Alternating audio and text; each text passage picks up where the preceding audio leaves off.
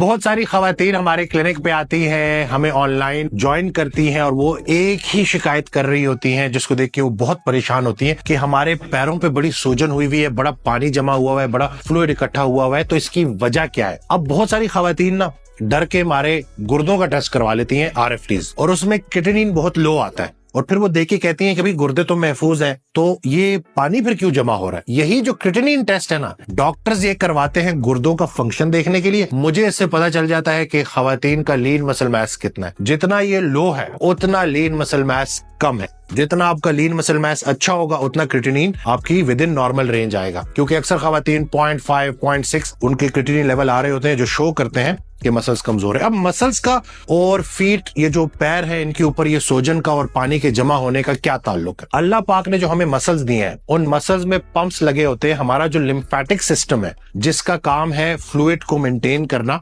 उसको प्रॉपर काम करने के लिए मसल्स का तगड़ा होना बड़ा जरूरी है। तो वो जो लिम्फेटिक सिस्टम है उसको सपोर्ट मिल जाती है मसल्स के स्ट्रांग होने की वजह से, मसल्स के कॉन्ट्रैक्शन की वजह से, कि वो पेरिफेरी से जितना भी फ्लूइड है उसको हार्ट की तरफ ले जा सके। याद रहे, जो हमारा कार्डियोवास्कुलर सिस्टम है उसमें हार्ट पंप कर रहा होता है और पूरा जो खून है वो जिस्म के कोने कोने तक जा रहा होता है। लिम्फेटिक्स के जरिए वो तमाम जो हमारा एक्स्ट्रा फ्लूइड्स हैं वो वापस हार्ट की तरफ आते हैं, अगर हमारे मसल स्ट्रांग होंगे। तो यानी कि जो हार्ट काम कर रहा होता है जिस्म के कोने कोने में खून पहुंचाने के लिए, तो वैसे ही जो हमारी लोअर बॉडी के जो मसल्स हैं वो काम कर रहे होते हैं उस एक्स्ट्रा फ्लूइड को वापस हार्ट तक पहुंचाने के लिए। तो अगर आपका मसल मास अच्छा हो जाएगा, मसल स्ट्रांग हो जाएंगे, आप एक्सरसाइज करेंगे, तो ये जो वीनस रिटर्न है, ये जो खून का वापस हार्ट की तरफ जाना है, वो आसान हो जाएगा और ये जो पेरिफेरी पे फ्लूइड है वो एक्युमुलेट नहीं होगा। खवातीन चूंकि घर के काम कर रहे होते हैं, घरदारी कर रही होती हैं, सारा दिन खड़ी रहती हैं, एक्सरसाइज करती नहीं है, बढ़ती उम्र के साथ वैसे ही मसल लॉस हो रहा होता है, तो वो मसल्स का जो पंप है ना वो वीक होने लगता है। इस वजह से आपके